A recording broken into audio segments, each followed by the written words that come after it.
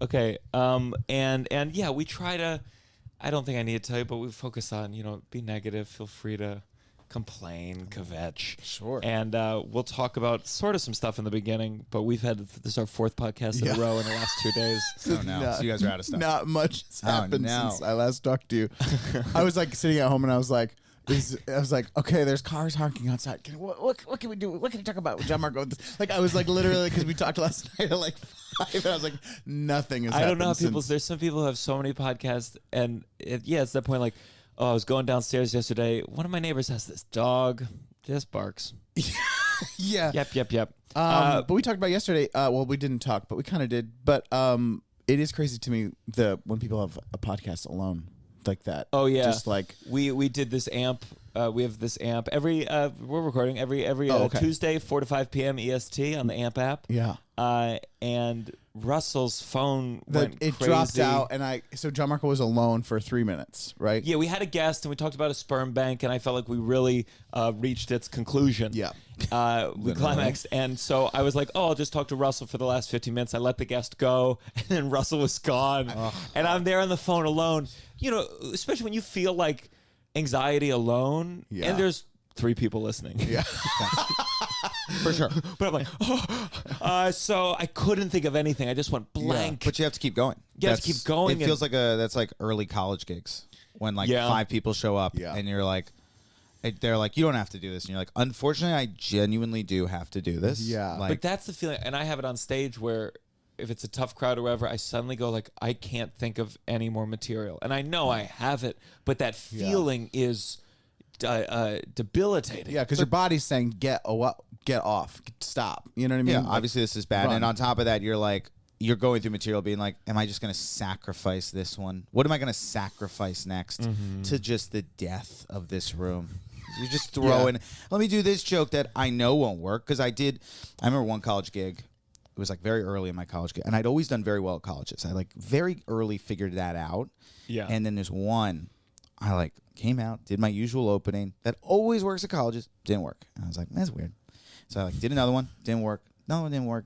And finally I was like, all right, I got to do something crazy. And I took my closer and I put it right there. And I was like, let's just get him on board. We'll figure out the ending later. Let's just get him in.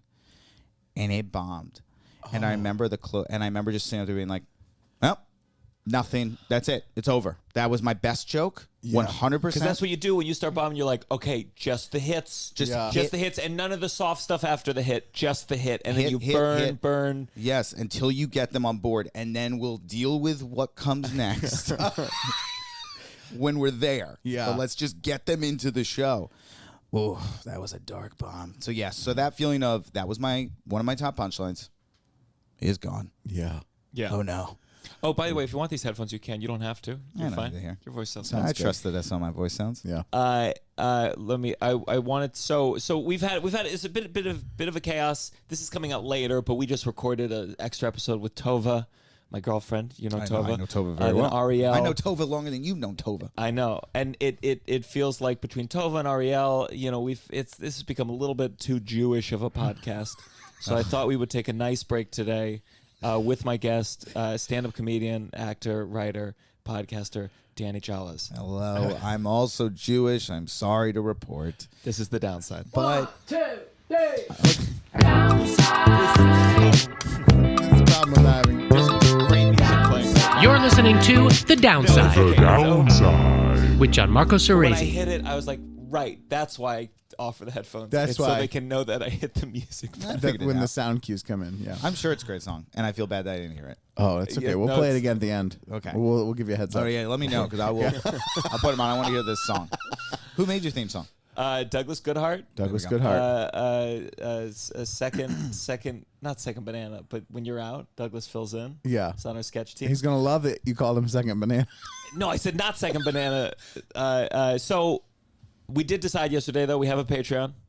And when we hit 50 Patreon subscribers, we were deciding what's it going to be, what's going to be the little reward. And I'm going to get an Uncle Function tattoo. Whoa. A tattoo of my sketch team, which I've wanted.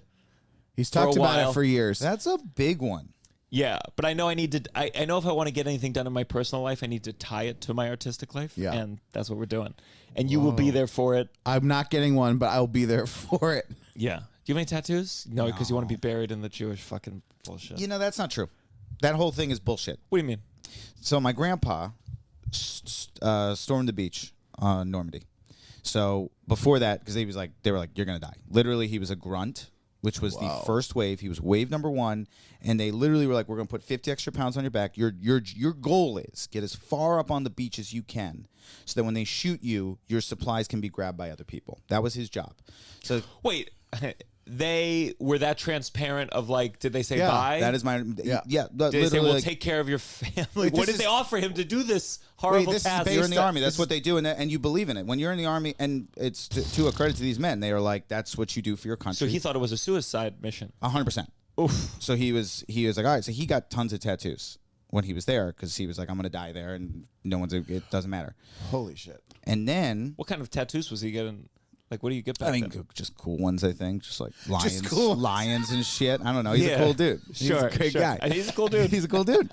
And so, yeah, he got all that stuff and then survived. He just didn't die. His boat got hit on the way in by a mine, killing like half the people on there. But they took out a rudder, so they spun. And so he didn't hit the beach until like wave 7 or 8, which is still impossible odds, but he had a chance and he lived. This is the scene of Saving Private Saving Private Ryan. Yes. Right? Yeah. Basically, Saving Private Ryan. Wow. He lived it. And then, he always said Saving Private Ryan was the most accurate, was like his thing. He was like, Saving Private Ryan is the only accurate D-Day movie. Although I think right before he died, what's the name of that movie that came out that was like, it was like all one shot. What was 1917? that? Yeah, maybe that. Yeah. He really liked that. That was World War I. What was it? There was one of them World War that There was a crazy long scene. I mean, that movie, fuck. Remember the one, he's in a stream and he accidentally puts his hand in there was a corpse? movie It's right fucking before he brutal. died that I remember he was like, that was pretty good. That one actually kind of captured it. Either way, so he lives, he survives, and then, but he has tattoos now, and so like his whole life, he was like, what am I gonna do about the Jewish cemetery? Now he's with my grandma, he's got kids, like he's living now a full life. And at the end, he was like really concerned, and this rabbi was like, you'll be buried in a Jewish cemetery, it's not a big deal. And they were like, really? And they're like, yeah, we'll just remove the tattoos when you die, and then you'll be buried. And I was like, and he was like, great, who gives a shit? That's how they do it. So you can get tattoos all you want. Well, You're good okay, to go. but now let's get into the nitty gritty. What do you mean remove the tattoos? Who cares? He's not alive. It's not ripping Yeah, it yeah. from his alive Yeah, body. but is the rabbi going in there with the same knife from Somebody's- the circumcision and somebody's- goes who and like cares? Basically, Who cares? I think so, but it doesn't matter. who cares? Okay, because Who cares? I agree. The second he literally, he was like, done deal. Then What do you need? You need a precious, perfect body, dead body. What do you? no, I'm just saying like okay, it's your loved one who's died. Well, I'm burning And you're- them. So Sure. like, is that better? But Is you're that better you're that I'm going to burn them? So they're in the room, they die, and then the rabbi goes, "All right, let's get ready for the funeral." And he takes They out take a out all the samurai stuff. sword. They take out So all they're the not- stuff anyways. so- They take out the so- organs. They so- take out everything. Yeah, they take out a ton of stuff. Also, just they don't have to do this in front of the family. So this is done behind. So this is done. They don't usually call the family. Do you want to sick. do it? In the Jewish tradition, you do the first slice. I just wonder, do you think they actually did it? Or do you think they said, we'll take it off? Quick, put him in the mouth. That's my guess. That's my guess. Is everyone goes, whatever. cares? But if they, but that's how they do it. But Do you know why that's the thing, the tattoo thing? I think it's about the purity of the skin. It's something like that. I'm such a bad Jew. I was really into it as a kid. Do they make an exception? This is fucked up. Do they make an exception for the Yes. tattoo of the Yes. Holocaust? Yes. Oh. That's a built-in exception. Yeah. Now, when you say built in, I mean, someone must have made an amendment, an addendum. Yes. But that was an addendum that's been like very specifically made. I mean, we talked about this with Tova, but I'm just always confused about like what's with Catholics. You got the Pope ultimately who says the thing. Yeah. And he apparently can go like, gays can go to heaven now. And everyone Yeah. goes, okay, I guess that's the official word. Yeah. He's allowed to be like guys, the other night God told me. And Yeah. everyone's like, oh, wow. Same with Mormons. God came in. But with Jews, it feels like there's councils here, councils there. And I'm like, who gets to, does it just become Final more and more word. fractured? All these different rules. Yes. Yeah. I think that's the answer. The answer is going to be it's becoming more and more fractured. I think there's like scholars that are particularly respected, but there is no new word from God. We don't get that. We have no new word. We haven't had a new word from God in quite some time. But if there's no new word, then then it's just, oh, we trust the rabbis to amend. Obviously, the tattoo from the Holocaust should clearly, but who gets to say? The rabbi says, well, God would understand. So I think it's already. Oh yeah, I think that but it's also like that's one of those things that like you'll look at the extra scripture and it's like, what are we doing here? Like this is so.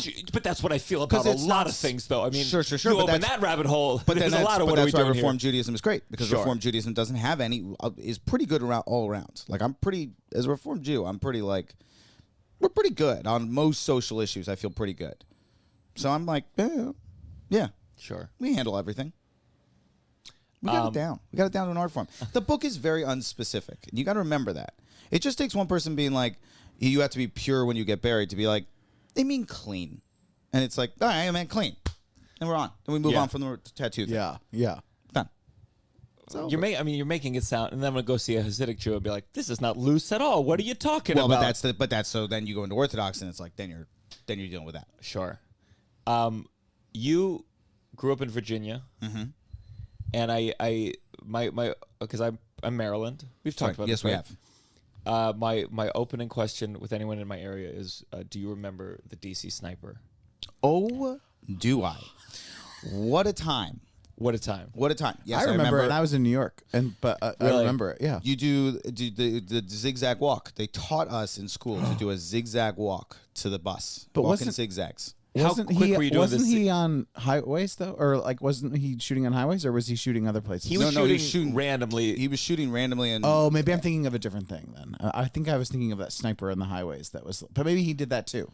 no, Or was he it, was it two people? It was two. It was There's yes. only been a couple shooting incidents in America, so let me just look it up real quick. This was the Yeah, it was a older duo. Yeah, Yeah. older dude, younger kid. Yes. Okay. Yeah. Okay. And they were okay.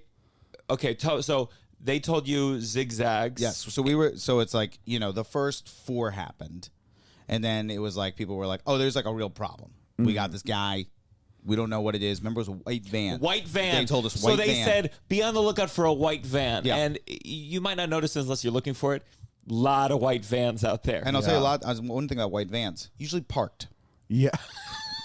Never seen a white van moving. So everywhere you go, you're like, well, that white van is that's just scary. parked, and that's Yeah. the whole. They knew very early, like they're shooting people out of a van. They thought, Yeah. shooting them out of a car. So it was like everywhere I'd go. I remember one morning because my parents are chill. They were pretty like, we're gonna trust that you're gonna be okay. So I had to walk like maybe a quarter mile, like to my and old bus stop. zigzagging, that's like 3 miles. That's a lot. Yeah. Yeah. And it took a while.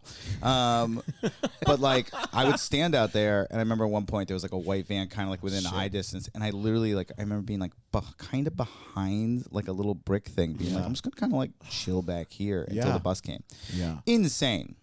The only detailed shooting I remember was there was like a woman at a gas station. She was reading a book, and they just shot her in the head. Like that to give you an example of like how random it felt. It was very random. That was the whole thing. Was that it was extremely random.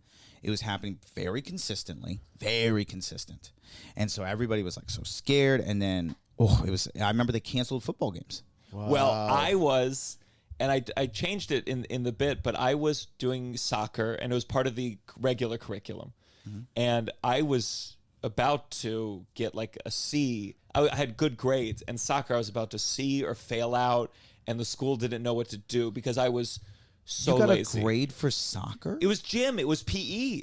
Like Oh. that semester, you had to pick one of these things, and it was Got it. soccer. And when the ball was on the other side of the field, I would sit down.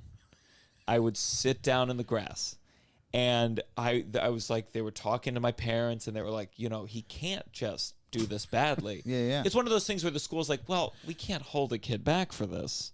That would be stupid. But like, could he stand? Yeah. And then the DC sniper happened.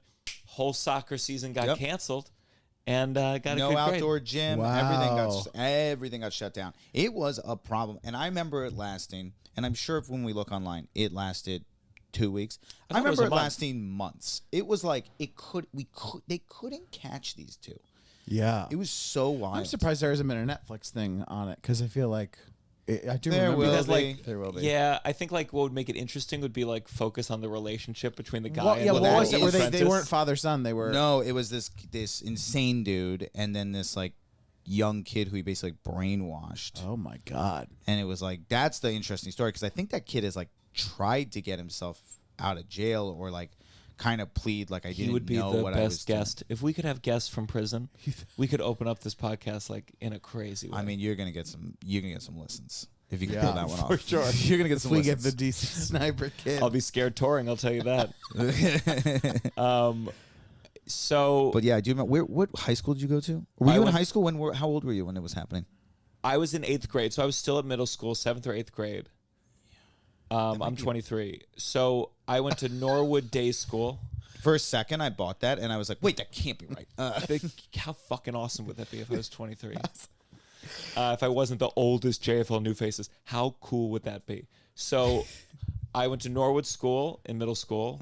Very boring private school, but still good. I went to Cooper Middle School. Cooper Middle School. And then I went to Georgetown Day School, which was in D.C. Oh, you went to like fancy places. Yeah. You're smart.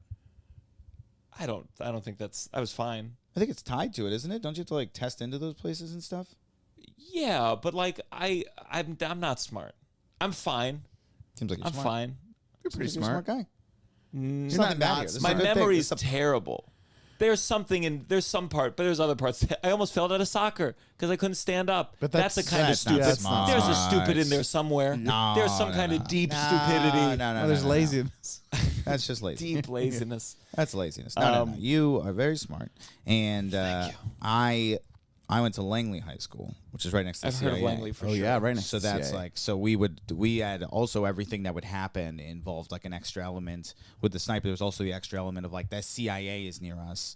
We were less than a mile for sure. I want to say like half a mile away from the CIA building. So it was like, Wow. I have questions about the CIA. Yes. Do you like growing up around it?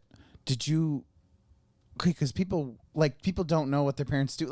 Did you know that people that their parents worked for the CIA but couldn't talk about what they did, or so just there were no, not really? rumors. Yeah. There would be rumors of certain kids who you'd be like, I think their dad works for the CIA. Okay, but you didn't. It wasn't official. Like, And then some would be official. oh yeah, But yeah. but they had a job that they could yeah, say. yeah, I worked for the CIA. But even those people, like, it's pretty quiet. Like, they keep it down. So it's like, but there were a couple kids who, like, clearly just, like, the parents were like, whatever. Yeah. Okay. But then there's, like, a couple kids who, particularly in recent years, have been like, now that their parents retire, they're like, my dad was actually CIA. And I'm like, oh, wow. Yeah. They're allowed to tell their kids. Is that the?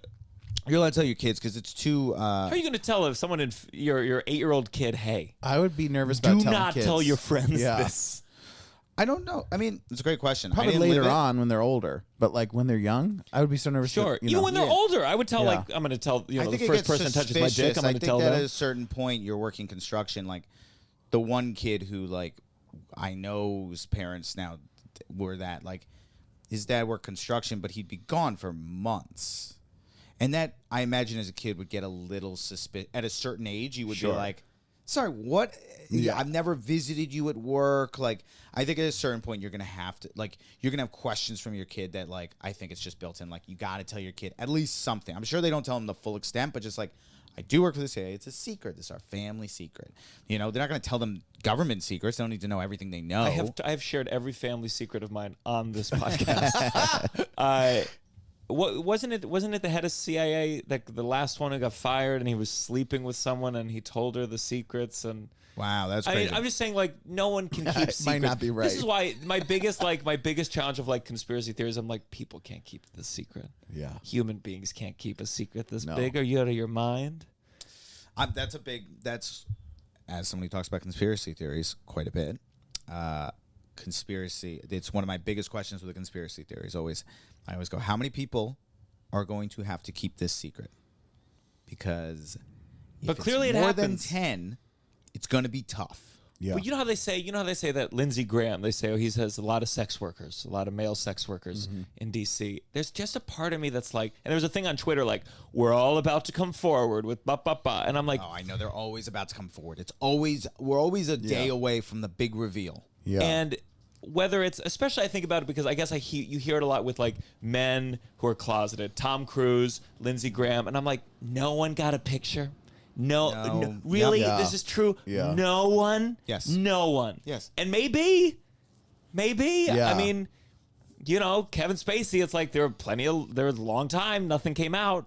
But there were rumors. There were rumors. There were always rumors. And Yeah, I was the not second on you a move to film LA, set, you're told like, yeah. you were told like, it was never about kids. It was more just like Kevin Spacey will hit on you.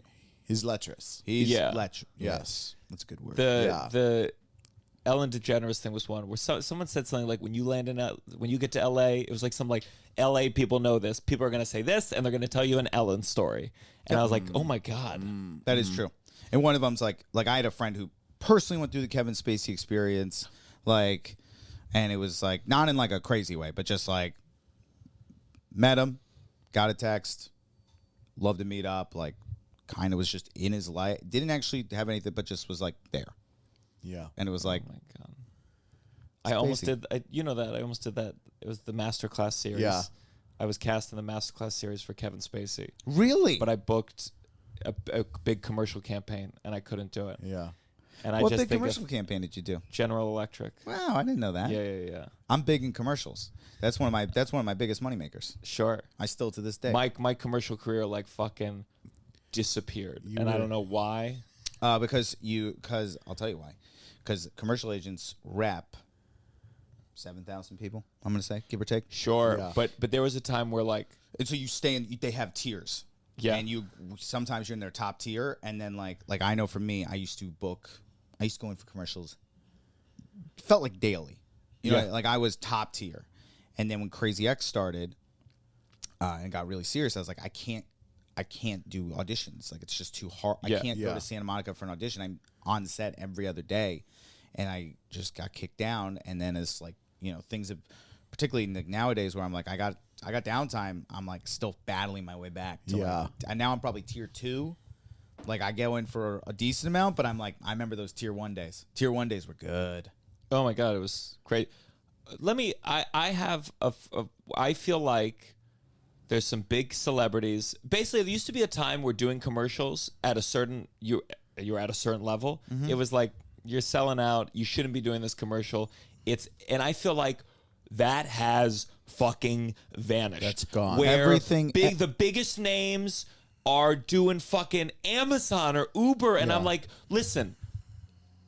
Maybe I'm hypocritical for believing this, but I do think there's a difference between like, okay, I'm going to do a show on Amazon. It's the platform where the biggest artistic things exist. And then doing a commercial for Amazon or doing an amp show for Amazon. That's in the first good tier. But the second tier, I'm just saying there's a degree of like when I see Lil Nas X do With an Elton Uber John, Eats commercial. It's one of the most. It's the end of the world. And I'm just like, you don't need this money. Don't need it. We Why? should go back to this being shamed because Uber's problematic. These giant companies are problematic. You don't need their money. Don't do it. It tarnishes your brand. It's a cash grab. There should be shame. We need to bring back shame. But that's Listen, why preaching to the choir. I mean, let's talk about god awful podcasts, god awful things being posted online. I mean, like we go down the list. Like shame on general. Everybody needs to be reminded that these things we put out exist. Yes. Always. And like, some of these celebrities doing commercials where I'm like, what are we doing? What is this? Yeah. Like, you're allowed to be an artist, and you're allowed to make $2 million a year as an artist and be pretty happy. Yeah. You're allowed to do that. You don't have to. And I understand that obviously if put in front of me, it would be very hard for me to actually say no. Yes. And I know that about myself. But I think I would be like, genuinely, I would be like, I'll do a DraftKings commercial. I'll do products I like. And I believe in. I'm a big. I'm wearing a Don't Tell Comedy hat because I believe in the company and like I do it. So I'm like I'll rep them all day. I just think like sitting up there being like I'm gonna do an Amazon commercial. Yeah. It's like that's just can't feel good. Yeah. For what gain? For what gain? But doesn't it feel like for me? That's why it feels like the end of the world, because it feels like there was shame around it, and it's not now, and it seems so desperate that I'm like, why are those people so desperate for like? That's a good For point. money, like it feels like Because they're like, we got to It's build. all ending. Like streaming's not going well. Like no one's watching cable. Or- What's gonna happen? It's all gonna explode. Or there's just in a way. this degree of like, oh, I'm getting all the money I can because yes, I'm Yeah. Lil Nas X, yes, I'm rich, but I need to build a spaceship for when this planet Yes, explodes. yes, that's and what it I feels need like. $1 billion. I'm rich, but I need $1 billion I to need to survive get on board. what is about to happen to this planet. Yeah. I that is definitely a concern. I also think like, and I've listened to athletes talk about this a lot, but they're like that $1 million, right? Like, why do you need another $1 million? It's like, well, because I can get my entire family through college. Yeah, they with think that of it million. like It's this. This dumb thing I'm doing. I'm building a. Oh, what's the word? You dumb idiot! Family wealth. I'm building generational wealth. Thank Yeah. you, Jesus Christ. You know, it's like you want to be good with words. Yeah, and sure. You're just, in a way. Yeah, they can in their heads be like, I do this one dumb fucking Amazon thing for a day and a half, and that sets up an entire kids for colleges that don't exist anymore either. But athletes have a better excuse because athletes only have. yes, they have a limited time. They have limited time, so it's like, oh my God, I got to make it work. sure, I got to yeah. make it count.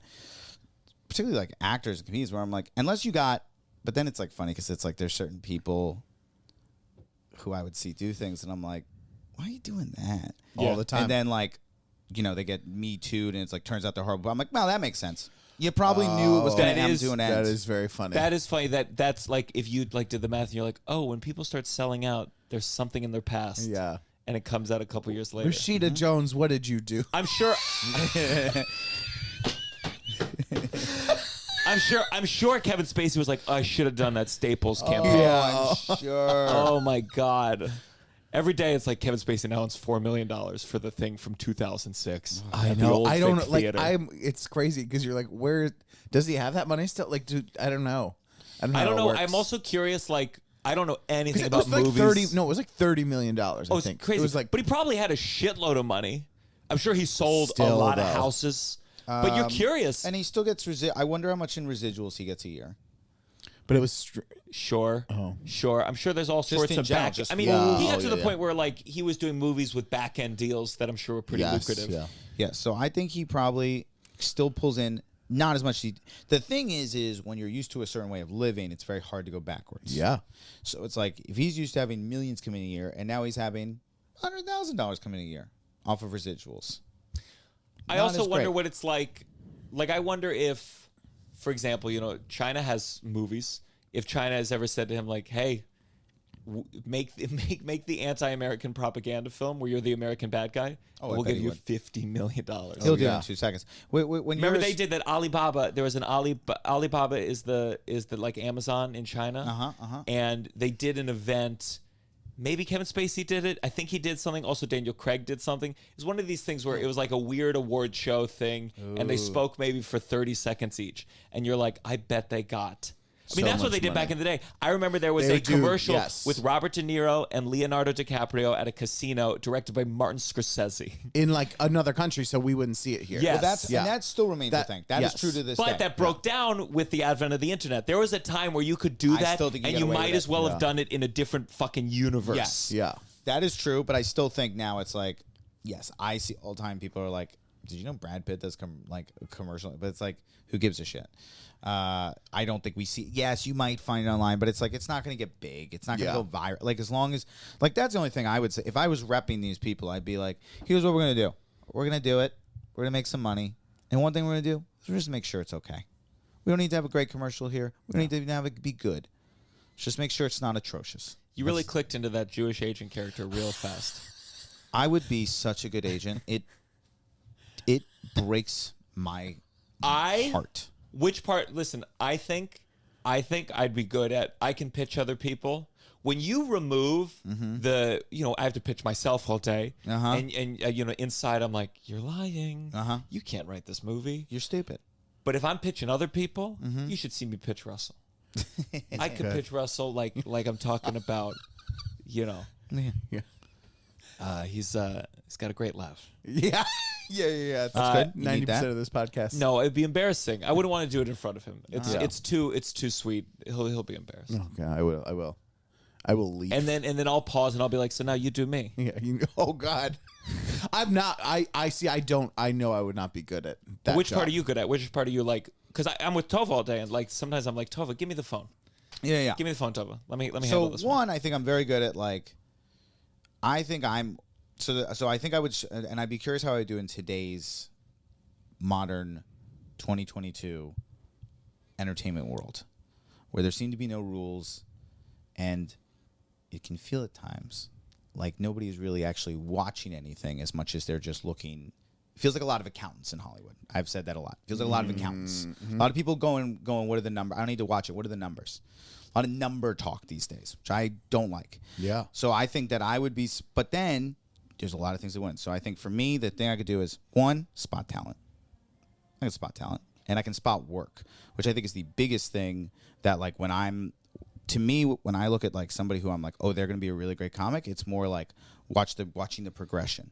You start seeing progression from somebody consistently, and it's like, hop on that train right now. There's been people Taylor Tomlinson, day I met her, I was like, absolutely. She just kept getting better and better. Well, this is what I was saying about Ariel Elias, where we had this thing. I said there was a moment of almost like if I was her rep, where this incident happened Saturday night on the drive home. We talked like, oh, this would be a good tape, and she said, okay, I'm gonna have it Monday morning. And then Sunday morning, I woke up and she was like, hey, I'd made it. Here it is. And I'm like, yes, exactly. You made it. You knew now is the time, and you did it, and fucking look. And like, that's the part that, especially when before I was like super successful, back in the day. Good. Let's get a laugh so everyone understands that I'm joking. Jesus. But like back in the day, it did feel real, right? It did feel real. It did feel real. Felt it real. felt real. You would go to workshops. It's real. You didn't do a wink or give us any And indication even my that you were joking. and I actually, when I That's smiled, what I do. I waited and for when his I smile, smiled, when I was like, smiled, I felt bad. It was a genuine smile because I was like, He's we can't delusional. possibly be saying Yeah, that yeah. as confidently. Even if you were extremely successful, which you are, we can't say it that And confidently. as his dear friend, I even waited for him to react because I was like, whoa. I'm going to talk to you later about this, but this is crazy. I would do all these casting director workshops, and you'd have these fucking casting the pay to directors. play. The pay to play. Yeah, one and But one listen, on one. that's how I started my career. But they would walk in, they'd be like, guys, they'd walk into a room of people like me with nothing and go, guys, you gotta show up to auditions on time.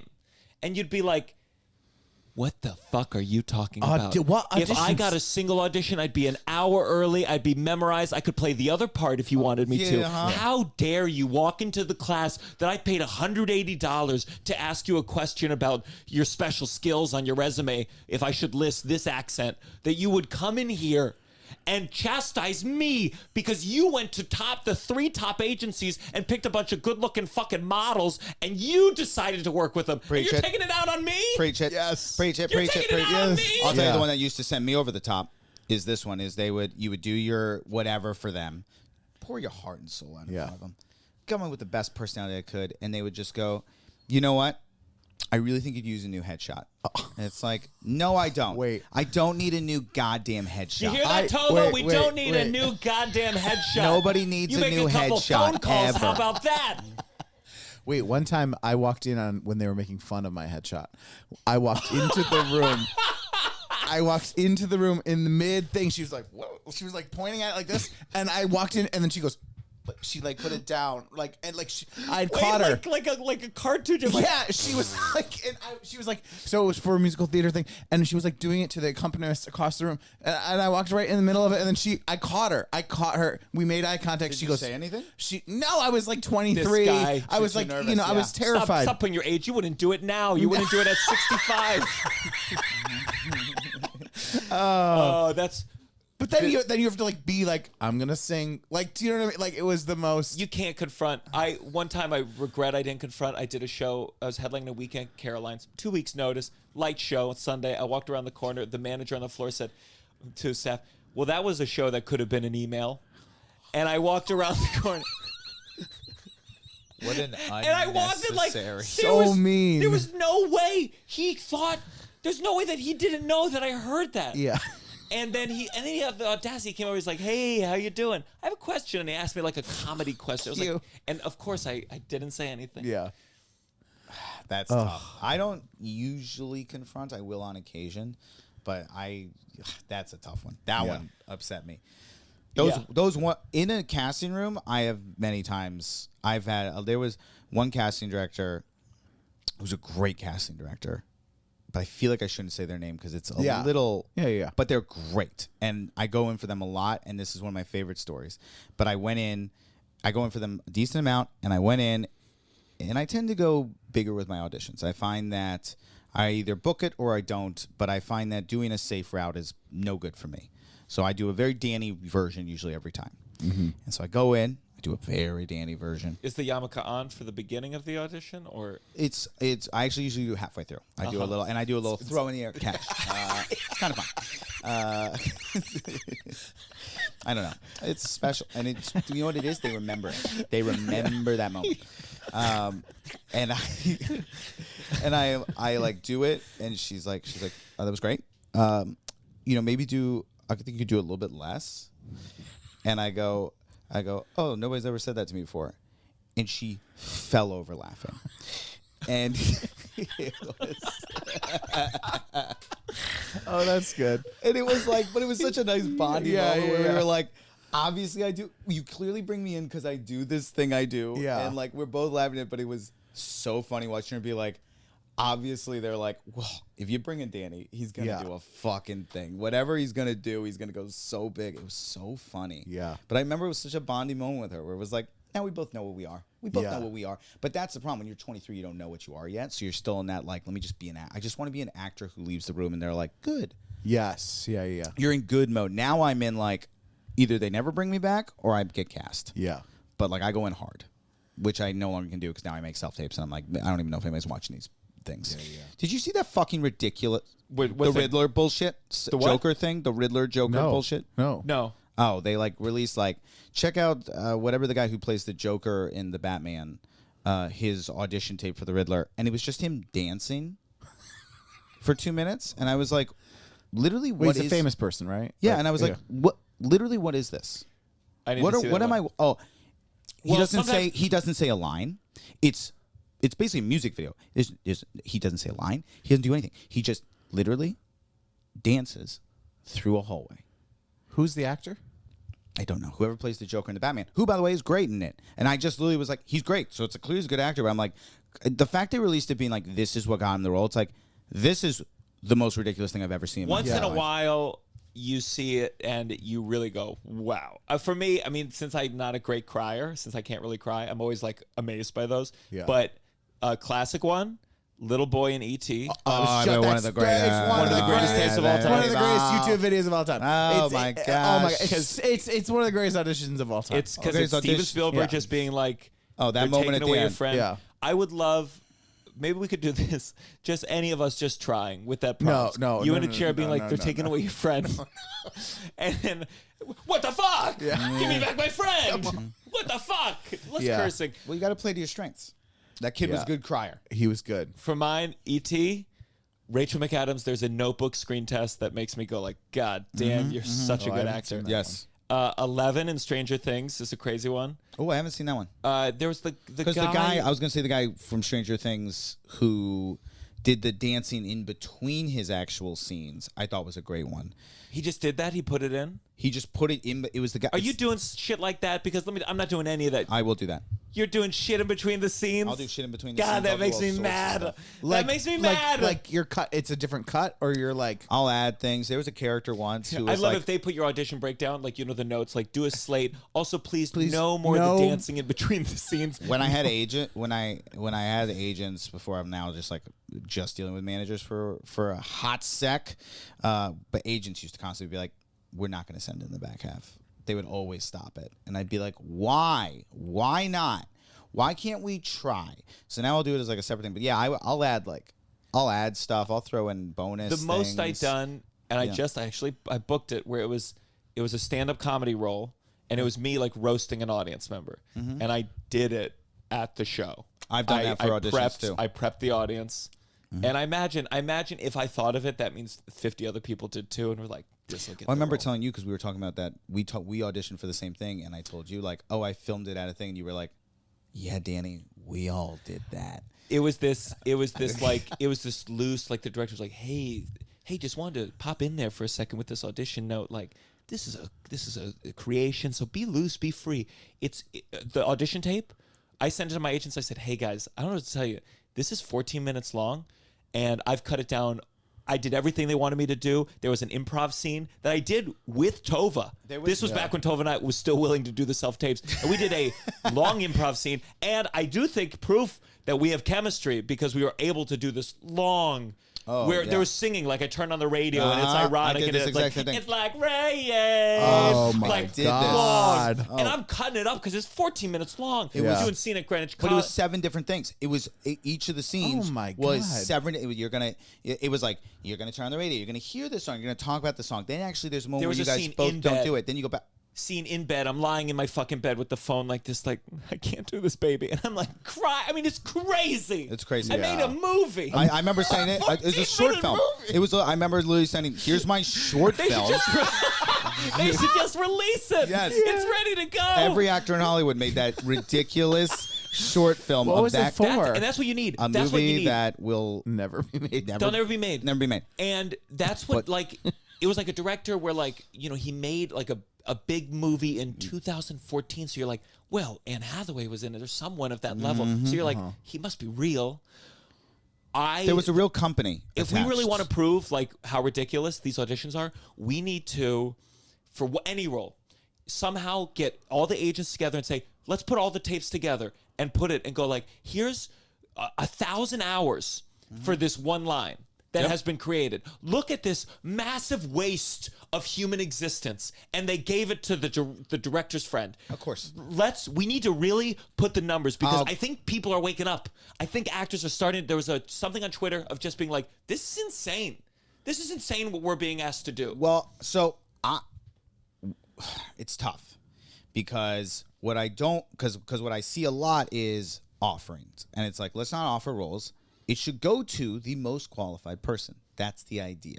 And what I do think should be called out is if we're going to all send in tapes, make it a role that we're actually looking at tapes. The one that pisses me off is lead in a sitcom, which then goes to John Krasinski. It's like, okay. You never looked at Clearly. this. Yeah. I remember once I sent in a role for the lead in a sitcom, and I knew somebody involved. And I said, and I made I got the audition. I said, like, oh, like, I'm sending in, like, look what I just got. And they, TX Spec, they went, why? We've cast that role. We've told the casting director. And I'll tell you what it is, because I was the reader for so long. And I will never forget, it was like a big movie. Someone walked in, she did this audition where she was crying and yelling, and it was amazing acting. And when she left, the cast director got a call, and it was like, oh, Billy Porter said yes? Good. That's cast. And no one will ever tell her. No one will ever tell her, good job. No one will ever tell her, the only reason you didn't get it is because of this. And what they'll say is like, oh, we had to audition because we had an offer out, but we couldn't wait because the big name takes their time to decide. And I go like, that's where I'm like, then you should fucking pay for this shit. Yeah. Pay. If you have an offer out, fuck you. Or my thing is, because self-tapes, the problem is they're just shooting them out to everybody. My thing is like, hey, call in your top 75. Let's not all go. You want to know how you do that? Let's not go. You pay. You want to shorten it? You want to shorten the list to the people they're actually being serious about? You have to pay. I think that's bad because then it's only going to be people who are rep by the big agencies. They'll never audition anybody from anywhere else. Because those big agencies already have such a stranglehold on who gets to audition. That's not even factoring in nepotism. That's just the big agencies. You're not wrong about that, but I think that anything where the baseline elements are someone's not getting paid for their labor, that's the first thing you have to fix. And then you can fix all these other things. But any part where someone is not being paid for their labor, you are that person is at the bottom. And until they're paid fairly, nothing else can get taken care of. I think the problem is that, they're never going to cast anything. If they have to pay us to audition, they'll never cast anything. I don't think it's a realistic goal. I don't think it's a realistic. Why? Okay, third callback they pay, right? Have you ever been paid for a third callback? For a test, yeah. Yeah, I've been paid. I got a third callback. I got $172 because they used the third time. Yes. So why are we just paying for the third? Because you can't not pay people. That's not the world we're supposed to be living in. But you can. You don't get paid to go for a job interview. Yeah. I hate that. It is not a job interview. It is not a job interview. And we have to banish Gianmarco, that line of thinking. It is not a job interview. But Gianmarco, I think if they required them to pay for every audition truly, they would just be like, we're just going to give out parts We're just gonna until give out we parts. Then you know what? we don't make movies You know anymore. what? Better. Because it's better if they go and see live. You know what? You want to talk about live entertainment? You want to talk about like stimulated? Because live entertainment is fucking dead. Because everything's going to be coming from TikTok for the end of Kingdom Come, and live entertainment will fucking die because there will be no pipeline from live into film. So I say better to force people to have to offer roles that they know because they're already offering them to begin with, but better that they have to go seek out live entertainment and go, I like that guy, put him in my movie, then have 100 people audition when you kind of know what you want already, and you get to be loose, and now with the internet you get to send it to 1,000 different people. That's poison. Rather have offer only. We started together and we've definitely separated. I disagree in so many ways now. In so many different ways, I disagree. But look, the direction we're going in is the natural conclusion when you add the internet to what was the audition process to begin with. What? Oh, the agencies don't already have powers to begin with. The agencies are a huge issue. Don't get me started. The issue. No one's here defending the agencies. Trust me. But you said you were essentially were like, well, what? Then the agencies, the big agents, will be even more powerful. I'm like, they already are even more powerful. Yes, but there's a chance. You can fight through. The lottery system is what we're defending here. Then. Yes. We're defending the lottery system because that's the best we're going to get. Yours, what a low bar you've your set. version. Welcome to the jungle. Your version. Welcome to the jungle of Hollywood, baby. Your version, there's no hope. My version, there's hope, and I think there's a way to make it better. But I think you got to understand. And then the other thing I was going to say is live entertainment, and I do believe. Look, obviously, I'm coming from a place where I've invested a lot of money and time into a full-length special with a big ending to it, which is an insane thing to do in 2022. That is the dumbest thing you can make. But I choose to believe that there are people out there who want that still. That there is some people who are going, I love the TikTok, but I also want this. And you play to that audience. And I do believe that, yes, a lot of things do get offered based off of other things. But I also think if you go out there and you make your thing and you show why my live version and my live entertainment, my thing is great, you can break through. We have to believe in that or we have nothing left in this industry. Yeah, but we are not doing... But even I got caught up in that. I mean, that was good. We're not. We're on a sketch. We're on a sketch team. Yeah. At 7 years in, and I think we put on a good product. And listen, there's all sorts of ways that Get me this started could with have my been better. sketch team. But I'm saying, like, what's so give me one. So my starting proposal is starting to introduce money into the equation of auditions because as I said, I think as a plank, if someone's not getting paid for labor, that's the first thing you have to address. What's your first solution with audition? Okay, here you go. So you only get to offer X number of roles, right? You only get to do that for each project. We're going to do this person. And then if we're going to hold auditions, you have to watch at literally, like, let's set a minimum for the casting office. You have to watch a minimum of a minute of it. Watch this amount. Or call people in, because the thing I loved about when people were called in is because someone, even if it wasn't the actual casting director, somebody watched you act. Because that girl who cried... Of course, I agree. Because that girl who cried in that room with Yes. you, while she didn't book that role, I guarantee you the casting director was like, but we got to bring her in again. So let me ask you a question. How are we enforcing this? Are we going to have someone with a gun to make sure that they watch each video? And speaking of just a minute, how about this? Initial audition? No more than 2 pages. Fuck off. You don't need any more than 2 pages. Because most of these people, you see them and you go... When I put a slate at the beginning of the thing, I know half the tapes. They go 6'3", and that's it. No, wait until you're 5'7.5". Yeah, you're too tall. Oh, yeah, That's Tom the issue. Cruise has How had a dare tough you? career. Oh 5'7.5". How dare you? Yeah. I'd How rather be dare short. you? You're gonna come at me with tall is the problem. People have told me to How lie. dare People you? have told me to lie and say I'm shorter. Oh, fuck off. Yes, they have. No, wait, Because they don't want me I taller lie than the taller. celebrity. I lie taller. Welcome to the jungle. They don't want me taller than the celebrity. Yeah, everybody loves everybody loves a romantic couple on screen where the guy is shorter. That's a classic trope. Get out of here. Eyes wide shut. Okay. By the way, if you're listening, this is The Downside. This is a podcast where clearly we explore the negatives and try to find answers to hopeless questions. If you're a fan, check out the Patreon, patreon.com/downside. We have bonus episodes. We have special treats. I think I'm going to I'm recording a clean album, and I'll put the video up there if you want to see that. And we have the AMP episodes from Amazon on there, patreon.com/downside. You're losing money if you don't do it. What? if you don't get the Patreon. Yeah, you're losing money. Right now, you're losing money If you don't get it. Yeah. if you don't pay me money. Actually, yeah. So, okay, I wanted a little family. You have a mom, you have a dad, still together. Still together. Wild. Love each other more than ever, seemingly. Bizarre. Strange. Both Jewish. Both Jewish. What do they do for work? So my mom is a professional artist. She RonnieJolles.com. She does this thing called painting with paper, is what she calls it, but it's basically layered paper. And when you look at it from afar, it'll look like a painting. And then if you zoom in, it's very hard to describe.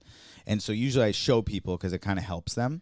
But I don't. I mean, we could do that in the podcast where I show it to you. But You can show it to me as you explain it, just so we see. But is it considered like, is it a unique art form she created, or is it like a Basically. field that she has peers who do the same? No, I would argue that she really kind of came up with this. Like this is kind of her thing. So I'll do. I honestly think that's the best. You got to come up with like your own. art. own. You're So the I'll show you only- this. So that looks Uh-huh. like a painting, and then if you were to zoom in, so to go ahead and zoom in on it, like do the little pinch, you'll see that's all like layered pieces of paper. Oh, wow. So does she put the paper down first and then Like, paint it? No, she does like each individual piece like on top of each other, and then like we'll like use like stencils at the end to like do like eyes or whatever. But a lot of that, like each of those big colors on that is like a different piece of paper. Wow. That it must be so hard to like. She makes a good living now. Artists, I mean, you think we have something to complain about? Artists are fucked out beyond belief. Sure. So they don't get no. I mean, she does fine, but I mean, it's impossible to make money as an artist. Well, I feel like with when we look at all art forms, sometimes I try to think about like what are things they have in common. Where, you know, everyone, if you look at the most successful, some of them, it's like these are truly the most talented people alive in this generation, mixed with how the fuck did this happen? Oh yeah. And it's like, for me, the healthiness of an art form in terms of the industry is what percentage at the top are the best. What art form, what business has truly captured the best is at the top. Yeah. And God, I feel used like to have certain so art much- forms, poetry, it's like for me, it's like almost intangible. It's hard to understand what's good, what's just popular. Right. Comedy, at least we have laughs. laughs. The At the end of the laughs to day, hear. there are people Yeah. who do very well online who I go like, I literally get pumped when I see them on a lineup with me because I'm like, oh, can't wait to watch you bomb for the 700th time and watch and it's just gonna. And I'm you'll, so glad that's where you went for a second. When you started that sentence, I thought you were going to be like a decent person and be like, oh, I can't wait to see someone who just like really gets the audience going. Oh, no. And I was like, thank God, because yes. yes, of course. Yeah. We all know people who are great online, who are actually good at comedy, and we know a lot of people who are atrocious. And you go, why do this? Why are we torturing ourselves with this experience? Yeah. It's great. At the end of the day, the live experience will always, for comedy, keep us somewhat fair. We're Yeah. more fair than any other industry. I think so. We're not fair, but we're pretty close. Sure. But when there are some bad comics where they get dumb fans and it produces the noise that makes you go, wow, they're great. Yes, there's a couple who we And can they've name. cultivated, yeah. Yes, there's a couple Let's we can go name. alphabetically. Then let's do it and count of three. Yeah. But it's like, yes, there's definitely that. But a lot of the time, you'll eventually get caught. You know, you'll eventually lose them because they're only going to pay so many times for a mediocre show. Sure. And sometimes there are people who I will say have figured it out in time, where it was like, I guess it's like it's like a pretty okay show, pretty good show now, and it's like, I think they're gonna get away with it. They're gonna keep going. But there's some, Or they watch it. figure it out in a way where they don't then have to do much live comedy. They Yes. can transfer to like movies and things. Yes, that's also a great move. And that's it's smart. That's still like not great. You in can hide that being thing. not talented in TV and film Yeah. for the rest of your life. Yes, If you do acting. the right thing. Being okay at acting is extremely easy. Yes. Being a great actor, I think, very hard and challenging. It takes a lot of work and effort. Being a good actor, one of the easiest things. Do on you the planet. consider? I feel like I gave up on. There was a time where I thought, "Oh, I'm going to be a great actor," and I feel like I hit a wall of like, I don't think I have the talent to be like a great actor. I love acting. I take act. I, to a fault, take acting very seriously. I love acting. I still Stand-up acting takes a kind of concentration that I could never put the stand-up down enough to do. still have it. The I still, and it's so. I mean, the sad part is like minus a couple things in my career, I so rarely get to do it because I'm usually cast as Goofy Goof, and and I'm happy to do Goofy Goof, and I think I'm very good at Goofy Goof. But I've done a couple things where I've been like, this is dramatic. I'm involved in one thing right now that I'm like, this is dramatic. I'm doing a dramatic thing. I play this. I feel this. I genuinely let myself feel this emotion. I think I play it real. I think people buy it. I love that. Yeah. I love that feeling. I will, and I yell at agents, man, everybody I ever meet with. I go. You yell at. I really do, because everybody's always like, we have some comedies coming up. I'm like, love to. I would really love to audition for your drama. That's what I'd like to audition for. That's my favorite thing to audition for. You know what it was when someone wanted to go see like a Long Day's Journey into the Night, and I thought like, I don't want to fucking see the matinee of Long Day's Journey into the Night, and I said, oh, the thing that I was pursuing, like that would have been the Mecca. Yeah, I would get to be in a Long Day's Journey into the Night, and on Saturdays I would get to do 2 4-hour renditions of a Long Day's Journey into the Night, and because I saw this. There's some tweet today that was like, I work hard because I'm not good at what I do. Don't you understand? And to me, like, I was like, that's the tattoo. Put that on my back. Where if I were to do Long Day's Journey Night, I feel like I'm not a good enough dramatic actor. So in order to do it well, I'm waking up at 8. I'm watching the 6 Feet Under finale just to start my day to get into the mood. You're talking to a guy who was on a TV show that was a musical theater TV show, who has the least ability in musical theater. I can sing, pretty good, can't dance to save my life. And I'm on a set with Broadway-trained people all around me. The amount of work and extra time I'd have to put in off-set to survive was insane and not enjoyable at times. But it feels so good. It's such a good feeling when you're like, you really can't tell how much better this person is than me. Because I've worked this hard to get this one fucking dance right, and you still can tell they're better. Yeah, I mean, editing is amazing. Editing is amazing, for sure. So your mom's this artist. Mom's an artist, and dad is a sales trainer, kind of motivational speaker. So what level of corny? Motivational speaker. He's very good. He's very good at what he does. Is your skeptical comedian side ever go like, you're blowing smoke up everyone's ass? No. What does he do? What does it mean to be a motivational speaker? Well, so motivational so it's really based around sales, right? That's really his like specialty. Is like, so he has a book called Customer Centered Selling. That's his first book. That's kind of like the basis of everything he does. But it's why I'm like a very good salesman. It's why I'd make a great agent, because I can sell anybody on anything. And when my last day job was commission-based sales, and I mopped the floor. And so but it's all about the key to anything. As far as motivation goes, the key is like, believe that you can change what's wrong, right? Believe that you can change whatever isn't working right now, you can change it. What does that mean? What can we do to change it? Those are all choices that we can make. But the second you go, there's nothing I can do, you're done. So it's like, you can either go into there's nothing I can do mode, or you can go, okay, what can I change? And by the way, I might not be able to fix this 100%, but I can make it 50% better. I can make it 60% better. I can do something. What am I doing? Am I doing everything I can? Am I doing everything? It's something I do all the time with my stand-up. I go, am I doing everything I can to be successful? Am I doing everything I can? Am I doing everything I can to build towards I wear this stupid necklace at all times on stage. And it says, what would you attempt to do if you knew you could not fail? And that's real. I always think about that. That's the special that you can watch right now. It's all about this idea that I was like, it's insane to do an interactive special where you pick my jokes, but you can do it if you believe in yourself. Where'd you get that phrase? Where'd you get that? We're getting too positive for this podcast, but I know. I'm sorry. I'll tell you back now. I like it. Where do you get that phrase? No, like where did you first see that phrase? My dad. Is that his? No. Is that his No, line? that's like a famous.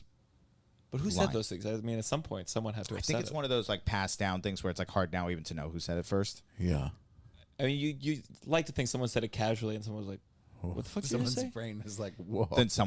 Then that person went out of the room and was like, "Hey, Jimmy, you know For what I was me, thinking? What would you yeah. attempt to do if you could not fail?" And I was like, "Wait a second, I thought I heard him say And then Jimmy was like, you missed 100% of the shots you don't take. And then he's like, whoa. Like, That would be a funny. That could be a sketch. Someone who just like like a normal person, but you talk to them and they say this thing and they're like, "What did you just say? what did you just say? We got to write this down." That's the if you It's all really from one guy. want to butter me up, talk to me and then say to me like, "That was really well said," and I'm like, "Oh, thanks." I That was know. off the Yeah, cuff. yeah. Thanks I a know, lot. because I usually am so bad with words that I'm always like, anytime someone's like, "It was really sad," I'm like, "It was really well said." It was really well said. No one talks about it. So yeah, that's what he does. And I do subscribe to it. And you're like close with your family. Very close. Close. Very close feels like, it's like Yeah, yeah, yeah. extreme. Close. Yes. Sure. I get along Yeah, well with yeah, my parents. yeah. Do you have siblings? Yep. 2 younger sisters. What do they do? Jesse Jolles is a Oh, I've met Jesse before. Oh, is yeah, a yeah. comedian in New York City. I In met the Jesse? sketch Yeah, and she's improv good friends world. with Claire Burns. Oh. Yeah. Oh. Claire and Jesse. Cool. That's my sister. Yeah. Because we live in opposite coasts and do kind of different styles of comedy, I feel like people very rarely connect us. What does she do? Like more like funny stuff? Good one, Gianmarco. Just Wait, do the acting. Yeah, I do. can we stop the podcast? The next 5 minutes is just him trying to cry. I understand. Okay. I take acting very Can you play some seriously. music really quick?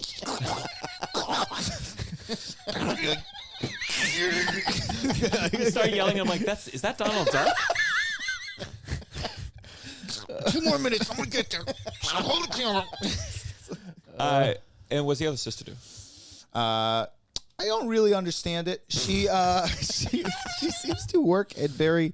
She does something where it is like she clear government clearance of some kind, but she doesn't do the thing that actually involves the clearance. But she like is involved in like HR, I think. But she is clearance of some kind. Do you think when she retires, she says it was the CIA? Yeah, There's a chance. Yeah.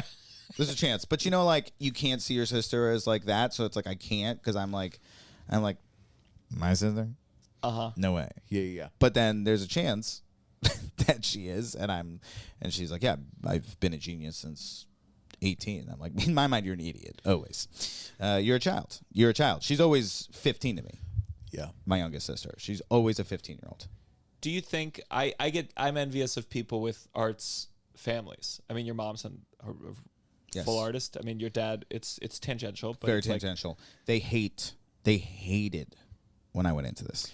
I think it makes sense. I think I'd be a supportive parent, but like, it's a mix. I would want the kid to like be. I love art. I love this business. Tove and I, there's something about this business that is thrilling, as awful as it all is. There's just something. The moments when it's good are so good. The moments where, particularly Hollywood, gives you anything, it is the best feeling. Because it's, one, as somebody who's had to battle their way in, you're like, man, it feels so good. And the conclusion is great art. Incredible. Yes. If you get there, And there's ever. there's something too, particularly with stand-up, working hard at something. The thing I tell everyone, I'm like, stand-up comedy, you work hard at it, you will get good. Yeah. Almost everyone can get there. Well, that's what, like, even if I'm not successful and I feel the pangs of success, of not being successful, and I'm, at a loony bin in Oklahoma City again, if I'm like killing with a group of people in that moment, I feel like I'm doing everything that I can be. I feel good. That's where being just an actor is tough. Because I don't know how It was awful. I don't know how you quantify how good you are and how you feel that thing of progression. Because if you're just auditioning or even doing small roles and things, like even if you're booking and doing small roles and things, it is hard to feel like I'm really doing it. That feeling of I'm doing an hour stand-up, it's going great the whole time. Like I'm good. I'm taking these people on a journey. I'm watching them go on this journey with me. That's a great feeling. You can't take it. You can't touch me there. Yeah, That it feels sucks to good. be you. Yeah. What But do I you do? do What do feel you do? like- You're just an actor? No, but I do sketch comedy. He's So also- he's a podcast host. So I feel like that. But I agree with what you're saying. Like if I was just doing these self tapes at home all day and didn't have like the Uncle Function outlet, And that's why it's so important. It would be. It's so important Yes. because it's like this. It is this thing where you don't get that, and you don't even like. You film a bit part in an independent movie, and you're just like, that was cool to be there, but like you don't get anything really. Like I've done, very big booking things where I'm on set being like, anybody could have done this. There was something I filmed last week. I was like, anybody could have done what I just did today. yeah. In no way did it involve actual acting, what I just did. Maybe I'm a little funnier. Maybe I gave a better look, but not even. Yeah. Yeah. It was a pretty basic look. It was a couple basic ass lines. Yeah. Yeah. Anybody could have done it. I'm glad they chose me. I was honored to do it. I think I'm good energy on set, and I think I bring that, and confidence on set. I know what I'm doing, so I maybe that I can give myself credit for. But like, I don't know how you leave that set like, now I'm an actor. Yeah. I definitely said the words they told me to say in the order they told me When to. I did that, the one line in Hustlers with J-Lo, there was this feeling of like, we did it. It was like 4 takes. It was 1 a.m. Things were running late, and I would have given $1,000 for anyone to have been like, "Hey, that was good." But like, it was very functional. It was just a functional scene where I'm like, "Sorry, I have an early morning," and you do it, you move on, and I'm like, I don't even know if I did anything. Yes. It feels like I didn't do anything, and I don't know if I did it like okay. I don't know if I even did the nothing okay. Yes. And most people will probably just be like, "Yeah, we got it." Yeah. We got it. But like, what? Imagine in that montage, there was one moment in the montage of like, whoa, Yeah. that was I have something in the morning. Yeah. Was that your line? I can't. I have an early morning. That's not how I did it. Okay, so J-Lo was here. She, Were we doing 2-shot? no, it was just one angle. Okay. It was J-Lo here, and then like these 2 women here. Okay. And J-Lo was pushing her thigh against me, and I couldn't tell if it was like because her character was hitting on me in the scene, or it was just cramped, What an honor. or she was flirting. Wow. And I'm going between these 3 things. Yeah. It could have been any of those 3 things. But there is all equal. But there is this feeling like because she's putting pressure. This is J-Lo. She's putting pressure against me. I'm like terrified for her to feel like I'm giving any motion this way. So you're just, She's like, letting her dictating. push If she you. like went like this, I'd be like this because I'm not pushing back. Yeah. What if I push my leg and she's like, "Whoa, what the fuck?" I was Cut. terrified. Yeah. Oh, Yeah, for sure. yeah. Cut this creep. Ugh. Yes. Yeah. I did a thing with Brad Pitt, and that's the movie Babylon coming out in Christmas time, and but the moment when he walks on set and looks you in the eye, it is so hard not to be like, Jesus fucking crazy, my God. Yeah, yeah. You can't Yeah. help but be like, God, you're the most famous person on the planet. Yeah. It's like, I mean, J-Lo, it's hard to tell because obviously your perception is warped because they're famous. But like, I would swear that if J-Lo was not a star and walked in a room, she's bleeding charisma, or just like there's something Yes. that is just like. Same with Brad.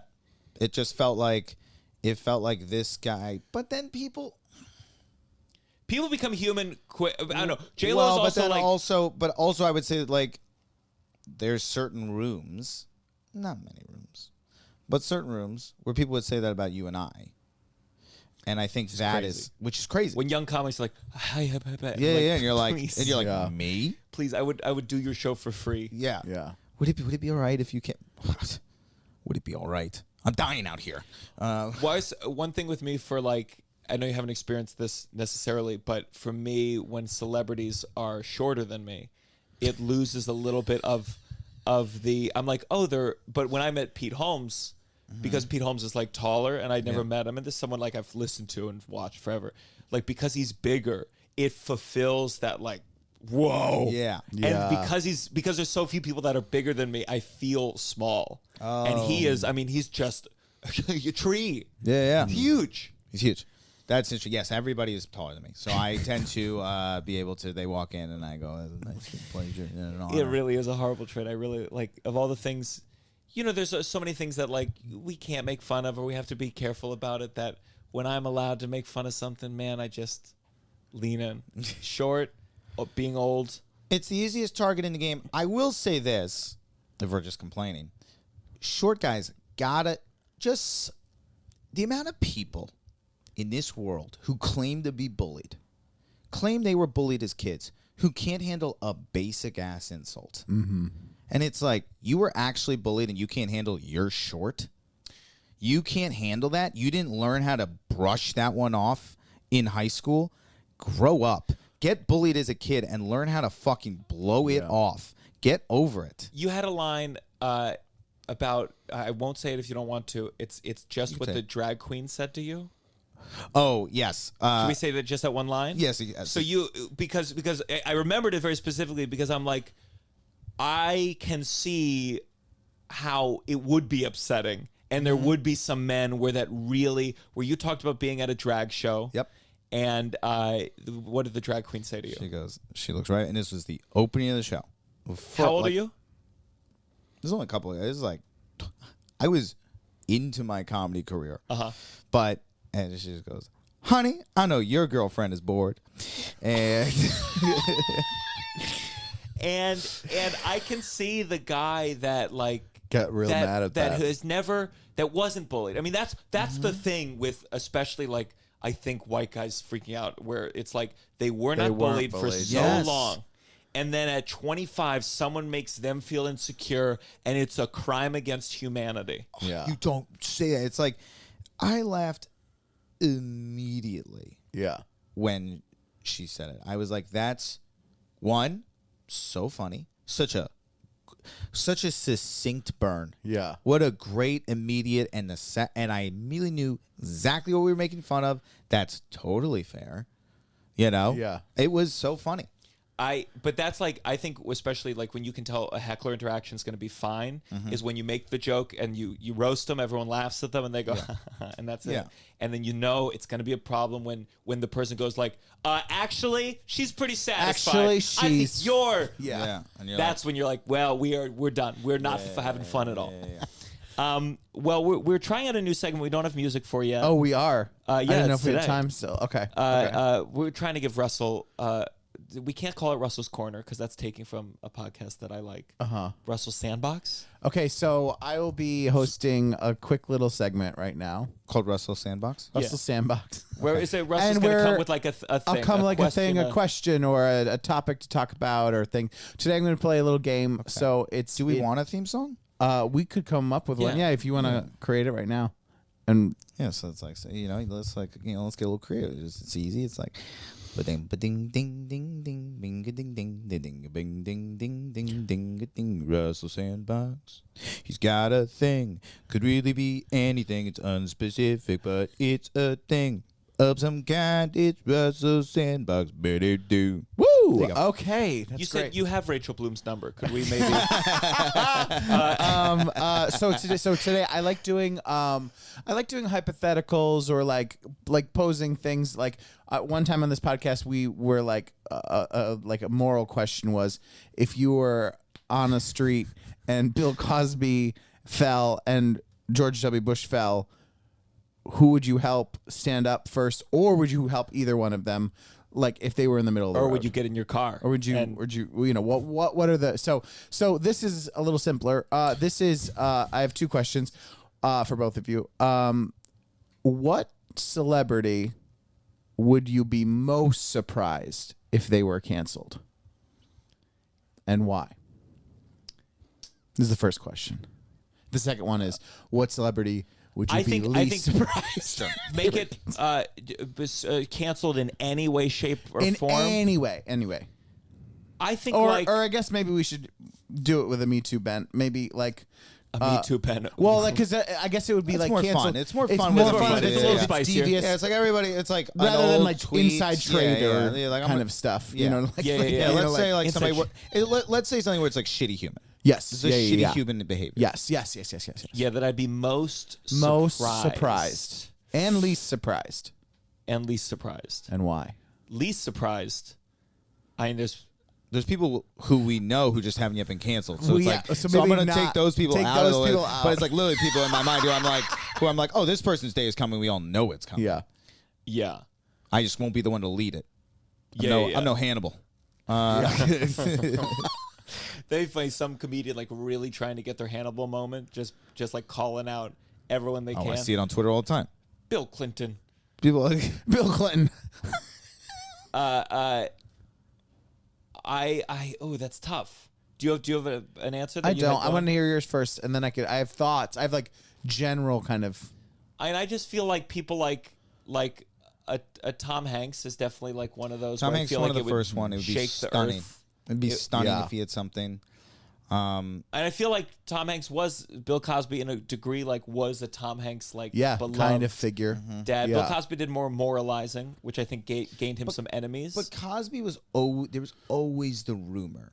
You know what I mean? Like we Yeah. always kind of heard it was always kind of out there. Like he's not I as remember being on tour with a show, and my roommate and I at the time were one night we're watching the Cosby Show, and I was like, "Isn't there a weird thing with Cosby?" And we were like drunk and kind of watching the show, and we like read the thing, and we were like, "Oh, this is crazy!" Like this is like, Yeah, yeah. but this is like 2013 or something, and it was like A full then, like, case of you know, like what happened. Yeah, I mean, it was out there. So, but yeah, Tom Hanks is good. I think Tom Hanks is my Yeah. answer. I was thinking like the Tom Hanks equivalent of like a woman. You know what I mean? Like someone like sure, like that kind of. But I don't know who that like is. just saying like specific. a Meryl Streep, like Meryl Streep. Kate That would be Blanchett. Meryl shocking. Streep would be a shocking one. Meryl Streep would be shocking. Would shake the world. It would. It might end America. Okay, those are good ones. Those are good. I'm trying to think if there's anybody else like, because Obama is interesting because it's like he's just. I think political is tough because I think But any of he's- them. yeah. you but he's also I think involved. any of them. I also think like I do think it is fair to be skeptical about politicians because if anyone in the world has people specifically, it was like the same thing with Al Franken. At this point, I don't give a fuck. I think the Al Franken thing was very rushed to judgment, and I'm I like think that the is people, a widely held belief that the Al Franken thing. There's was plenty one of people that if Al Franken's on a show in New York, go on Twitter and they'll be like, "Wow, you're hosting a predator on this thing." Yeah.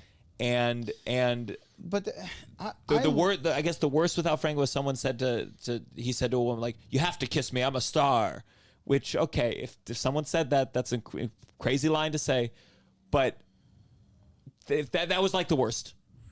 Listen, I feel you've all dropped off from my support.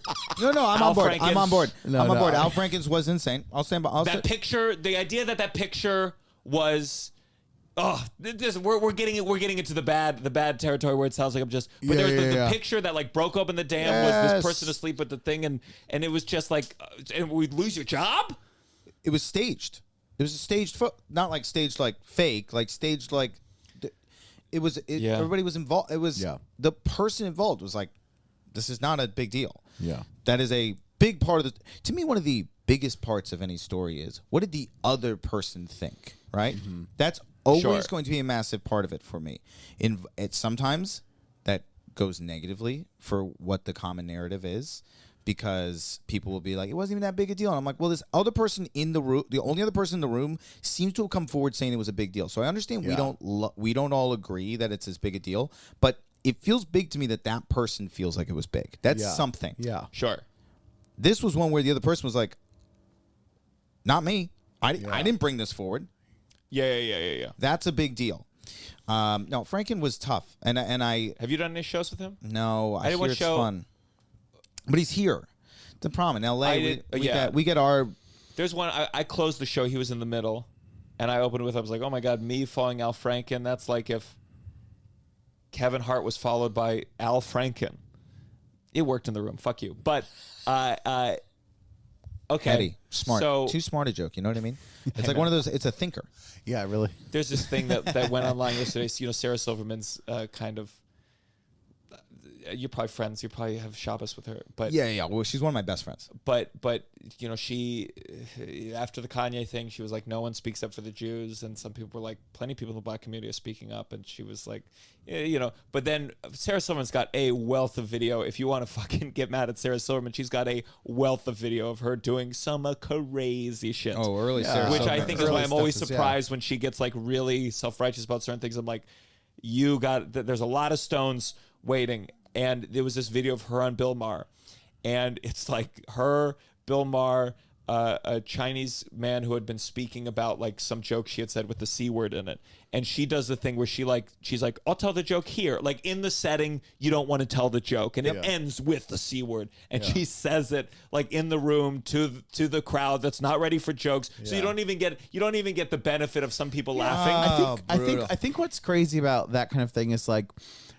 because she's talked about, I'm sure she's talked about how she's changed her, Grown and blah changed, blah. of course. But I think that's what's crazy about it is the righteousness then, like. Well, what I said because you're like, if you just were like, I'm gonna like sit these kind of things out. I'm not saying I don't know how to. What I said to Tova is that it. I think older people sometimes they grow, and they grow as society changes, and they forget that just because they grew, there's other people who are still young, and even if they think like, oh, we're at a different place now, put it down, Russell, put it down.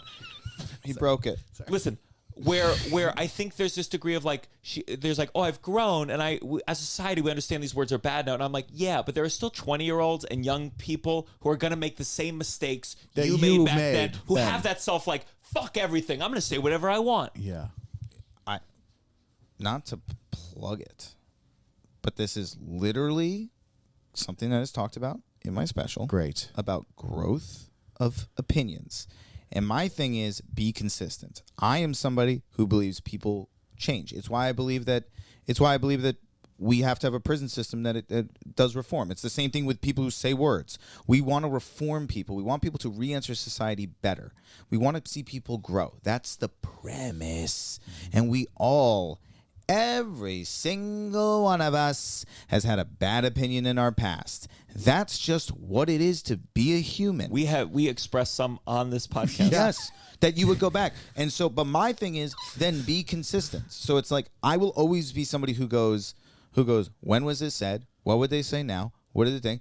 I certainly understand but then that's what kills me is that then when they go, particularly some young kid now, and they're like, wow, can you believe these kids said this? And it's like, You were the kid. you can bash them now, but let's not put a death sentence on this person. Let's hope they grow and change. Like, I mean, this is going to get so intense, but it's not that intense. But it's like If you were just like, fuck you, I hate you. But it's like, we're getting intense. But to me, I'm like Myers Leonard is a great Jewish evolution story that nobody talks about.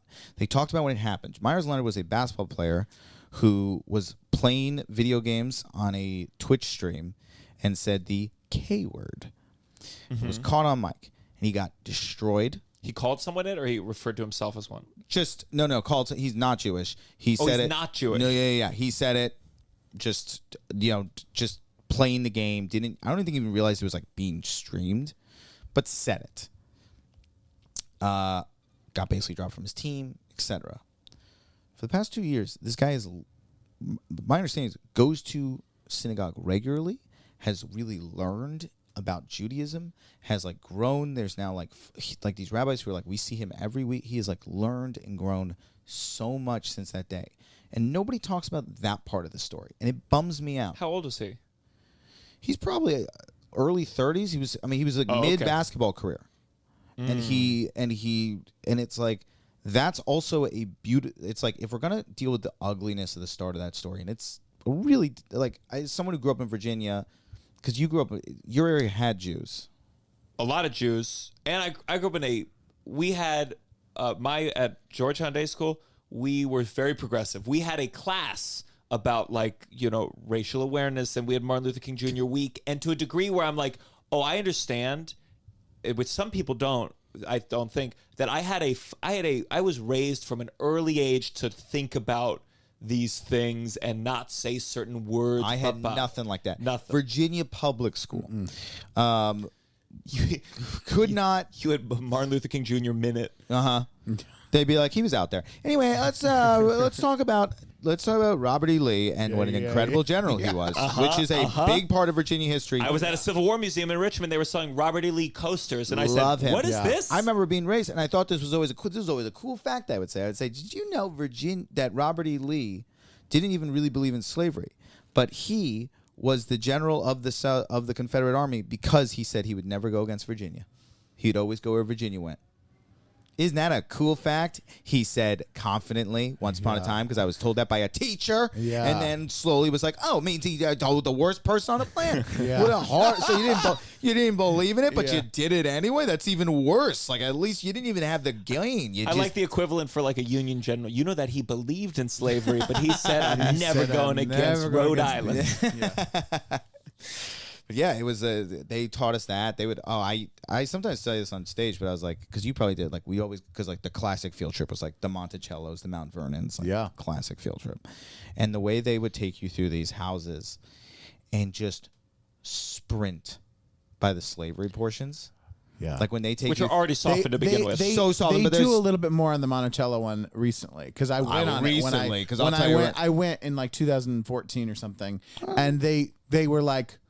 You could tell that they had a thing where they're now talking about it. They're not really comfortable, but they are been mandated to talk about it, and they're like a lot of raised eyebrows, kind of like this, kind of like feeling of like, and then just so we know this did happen, and like that kind of thing. Yes, where it was like not comfortable yet, but it's hard to know how to talk about it. Like I went to the Civil War Museum, and like it would feel preachy if the whole museum was like. And then the bad guys did this, and they were bad. Or like, can you talk about, the families, how they start? Like, how do you talk about it? I don't know how you talk about it. Can you talk about? I feel more comfortable talking about Germany because as a Jew. Always. But like, can you talk about the ways that the families at home starved as their people were out at war and their Kampf? I don't know. That's German for struggle, but. It's I don't know, because there's some degree where I'm like, as an adult, you should be able to talk about things without making it clear your moral stance as you talk about the fact itself. Mm-hmm. But at the same time, if you do too much of it, then it sounds like you're like kind of being sympathetic towards what we now recognize as a moral wrong. It's hard. Yeah, it is hard. very hard. It's hard. Yeah. The world is tricky, and that is. Some would say the joy of it is that the issues aren't always straightforward, and that's fun. So, Tom Hanks. Let's move on to our next segment. This has got to stop. This has got to stop. Do you have a This Has Got to Stop for us, Danny? Oh fuck. I'll do it for the final song. I believe it. I believe that it sounded like someone yelled, "This has got to stop." Yeah. So I got it down. Yeah. Just yelling. I was thinking about this on the way here, and I was like, all right, I have one. But it's about nobody in particular. But I will just say, a lot of my, I'm on a real run of my friends having kids. Love it. Mm-hmm. And I have friends who will be like, it's hard. It's hard to have kids. But there are a couple of people I know who are like, oh, it's so brutal. It is so hard. It is so. We can't do anything because it's so. And I just think you have to remember, the information's been out there that having a kid is difficult. Yeah. You gotta stop turning it into your personal war that you're fighting. You did it to yourself, and you knew exactly what it was gonna be. And you love how difficult it is. And you're making a production out of how difficult it is that you knew you were setting up when you made the choice. Yes. Some people are so desperate for a struggle that they are birthing a struggle, and it's ridiculous. It's gotta stop. It's one of those things where it's like they're like so excited to tell you how tired they are, or if you mention like, I watched this new show, like, oh, wish I had time for that. Yeah, like watching a Netflix show, and I'm like, you have fucking time. I know you have fucking time. The kid goes to bed at 2 o'clock in the afternoon. Yeah, like, it's like, it's like, oh, and then I was up at 4. Well, luckily you had 10 hours. Yeah, no, it is one of those things, and I also feel that sometimes, this is not all the case. I'm not actually using anyone that I'm very good friends with. I'm going to say that right now. But sometimes, tangentially, people I know They don't believe this, by the way. thing- When they listen, they don't go, "Oh, Russell's not talking Listen, about me." no, but I am like I feel that because I sometimes had the people same thing when I started mine. I have because I have friends who are like, it's hard, but they say in a way of like, Yes, no, no. it's hard because it is Oh, hard. so many friends But then that- the people yeah. who are like, they enter the room sighing. But what I was gonna They say, enter the room they enter the room sighing. sighing, and they're like, oh. That's a good character detail. But the hey, every entrance is an exit. Yeah. Never forget that. the thing I was gonna say is that sometimes this started before they even had kids. It started when they got pets, and this kind of thing where I'm like, it was always gonna be hard for you, and you wanted it. Because it provides you with a lot to talk about. It provides you. It's like a safe space for like you don't have to worry about coming up with a conversation topic or like engaging fully. It's like, oh, I can complain about this thing and that, Anyways, I don't know. As someone who dramatizes my struggles like professionally, I feel like sometimes I have sympathy. Are those people making the production? Are they in the arts too? The one I'm thinking of who is the most dramatic, not in the arts. And my thing is, that's the only time they get to be on stage. but they're Is not when they're there. doing this production. Because yes, That the is one good I am point. thinking, the That's one a I am really thinking good of point. is a friend who is not in the arts. Yeah, And they were the other day just texting me about how difficult, and I just was yeah. like, "Shut the! You knew." Bring them Yeah. to a mic. Let them do it on stage, Would you and tell- watch. They'll go off and they'll be like, "Oh, I'm glad I got to just Yeah. express that." Yeah. Remember that's what I talked about with Alex Brightman. Alex Brightman talked about like friends who are like super like over dramatic like in public and making a scene, and I was like, yeah, but you did 2 lead musical shows today, Yeah. so you got it out of your system. You got Oh, out of your sure. system. Well, yeah. Well, Oh, that's like well, my sometimes wife all the people's, time will- people's weddings. Sorry, is that kind of, Of course. thing? Is like, oh, This is like the one why time it's they're going to so- speak yeah. in their whole lives. and why it's such a big deal because it's their only performance they get. Yes. Yeah. Oh, people running their fucking best man speeches that are atrocious anyway. Yeah. And they're like, Tova thought was so funny because I went to my friend's wedding and he wanted me to do like a set and like, "Oh, what a nightmare." But it was fun. I had a good time. But Oh, like, God, there was that stressed me out so much. There was his funniest friend got to do his speech, and it was like it did really well. And Tova was like, if you hadn't followed him, it would have been that guy's night, the night of his life. Like he killed. And then someone who does it for a living went on stage and like put it into Do you perspective. ever feel that way when you do when I do like a like class show, like graduation show, to have like a professional come on at the end, like you ever do those, and you just feel so bad because they've worked so hard and they've done so well, and then you go up barely even looking, like, and you just. But then I always go, that's what years will do. Yeah. I always look at them. I'm like, you can be this. Sure. Just do the thing you're doing and keep doing it. But you do feel like they're all like, I think I'm the funniest person, and then it's just watch me. Without even I have nothing off the top of my head. I'm gonna. But this is, I think it's amazing when you see how foreign like what we do is for some people, where you'll see fully functional adults. They have businesses, they're rich, and they go up to do their speech. This is the mic. This is the stand.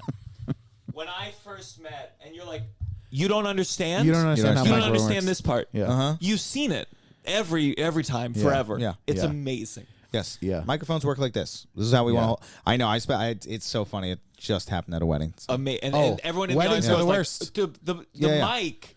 Yeah. The first time I met them, I I said to myself, And nothing kills the speech more than "we can't hear you." Kills it. I went brutal. to one time and they had it was driving me nuts. They had the microphone stand and someone in the beginning was like, I don't think I need that, and then they were like, and then they screamed, I don't think I need that, and then they started talking at the choirs, and it was outside. It was an outside wedding underneath like a flight path, so it was like we couldn't hear any. And if you're gonna have a wedding that no one can hear, it's got to be under 10 minutes. It can't be 45. Because then you're brutal. just like, what? What's Like happening? they're doing and the mic stand stood there the whole time. No one ever pulled it out. To Do you be ever like, lose your mind watching people with mic stands when you're like, just twist it, just twist it? just twist the middle. Like, how do I? Well, it is the. Because I was telling someone, I was like, it's the one. I was talking to a class. My friend teaches a class on comedy, and I like just sort of dropped in really fast. And but one thing I always tell young comics, I'm like, hey, by the way, this is your one prop. Really get to know it. Get to know this thing. Like, This is your best friend, and you want to learn how to use it effectively to help your jokes. Because it's the only thing we get up there is this, a stool, and a mic stand. You want to know how to use those things. And as a result, anytime somebody does not know how to use a mic or a stand or a stool, I lose my mind. I remember seeing when I first saw Sebastian Maniscalco kind of right as he was blowing up, and I was like, I'm like, oh my God, I'm an idiot. The mic can be a this, it can be a that. Like he is as if it was his own art form. Yes. Like of mime He's based on a unbelievable. mic. He's and it's amazing. And I definitely took a lot from working at LOL with a lot of great black comedians where I saw so many possibilities of what could be done, and I feel like I really tried to steal from that, Elvis style, just there's let only me so many do it. to me, the person who I watch right now, and I'm like, because every one of his specials, whether it's one of my favorites ones of his or one of my weaker ones, every Bill Burr special has one thing he does with the microphone where I'm like, oh, that's brilliant. This past one, he had something where someone was yelling to him from behind, and he's like, what did you say? And he put it back there, and I was like, what? Amazing. Yeah. So smart. His helicopter joke will always be the gold standard to me. Helicopter joke is the greatest joke of when all he time. puts it over here and It's amazing. There's times I'm like, remember, Gianmarco, you're a musician. Think of the music. Yeah. But it's so true. it is true. I do one right now where I'm like, and I'm in my mind, I'm like, this is a mic joke. The joke here is the way we're using the microphone. It's so cool. The feeling is I'm like, fuck, I need to think about this more. I need to think what to do This better. is all I do. That's all I do is think about the art form because I'm a weird, obsessive little stand-up comedy fan. Let's go to our final segment. Put on these headphones real quick. You're going to want to hear this one. You better count your blessings. You better count your blessing. Russell, I would love to hear your blessing. So real quick, it's Nicole, just because I've had a lot of these self-tapes to be doing, and she's been available. Who's and Nicole? My wife. She's been available, helping, and it's not being oh, you know what I mean? It's a lot to ask someone daily to help you out with this. And I get so excited when it's just there's no other person in the thing, because I'm like, ooh, I don't have to ask her. But most of them you do. So that's been really helpful. That is very nice. And she's not an actor, but she does fine in the kind of reading kind of thing. My wife is also not an actress. Yeah. And sometimes brings a good attitude. Yeah. A lot of times it's a very negative attitude. I mean, we're in a new phase where I have a lot more right now. I could see it. It could turn at a point, if I'm still having to, Yeah, Tova said about a week more, unless there's a booking. Yeah, that's the way Jess works. Jess will get into it. I got to give her breaks, and then she'll do it once or twice and be like, it's fine. No, I like doing it. And then very quickly, because she'll just be like, every time with her, it's I'll do the first one. She'll be like, why don't you look over the lines a little bit longer? Oh my God! that would send funny. me through the roof. That is so I'd be funny, like, honey, though. I didn't have time. I get it from every direction. Yeah. No one's happy with me. Oh, that's that is funny. so fucking Every brutal time. and true. Every time. Because you never have it memorized because we only have so much time. But you So also, it's- you think, though, you always are like, okay, I probably got it. Pretty close. And then you're like, what is the first thing at Yeah. all? What's that? Tova, She hits me every Tova cannot fake a compliment. I'll tell you that. With how is that tape? Good. There, the voice becomes hollow. The eyes almost vanish in the back of the head. Good. Well, And Jess I'm will, like, you said that really weird. No, it's great. well, because same with my wife and your girlfriend is they actually watch tapes regularly. So Jess will do the thing where she's like, it's good. Like what? She's like, it's big. I think you could do just less. Or sometimes she'll be like, it's just I feel like you're missing parts. Actually, Oh my God. get out. No, Tova and I, we stopped completely. In the beginning, it was like COVID times when we weren't dating. I had a scene, and it was we shouldn't do this. We shouldn't date or anything. And then I had a romantic scene where I looked at her, and it was like, I love you more than anything in this world. And she's like, what a monstrous thing I did that I had her do that during this time. But I told her, I was like, baby, if it had been a Russian scientist and I was like, I'm gonna fucking kill you, I would have asked you to do it the Yes. exact same. That's so funny. It just happened to be this. Yeah. I never get asked to audition for anything romantic, which is sad. And so, yeah, Jess is always like, usually I'm being yelled at by someone is my standard audition that I receive, is her being like, you're an idiot, and me being like, I know. I normally get that too. I get that part, and then I once got the nerdy best friend role, and I remember I was like, it was a movie role, first big movie audition. I was like, I could get this, and I get to page 96 in the script, and there's a pool scene, and it goes like, Dale takes off his shirt. Everyone does a triple take. He's fucking jacked. It said fucking jacked in all caps in the script. I was like, what the fuck? Yeah, what are we doing? What the fuck? What are we doing? Okay, my blessing. I got these suitcases a long time ago for touring. I need some new suitcases. I got these big, bright yellow ones. Tova, I run, it's gross. I run so many of my choices of purchases aesthetically by Tova. I'm horribly dependent on her. And this was one of those. She finds my like of colors. She says, I don't hate it. It's just about making it. Blah, blah, blah. But she did not like these suitcases. I could tell. Because I said, do you like them? Yeah. And the number of compliments I've gotten on these suitcases over the past couple months makes me feel so good. Wow. Nothing feels better than when Tova doesn't approve of something and everyone else loves it and I go, I was right. And they're good for spotting. Because when they come out of the carousel, I saw someone try to take my suitcase. They took it, started walking away, and I knew it was mine because no one else has this kind of suitcase. That is... Got it. Were they trying to rob you?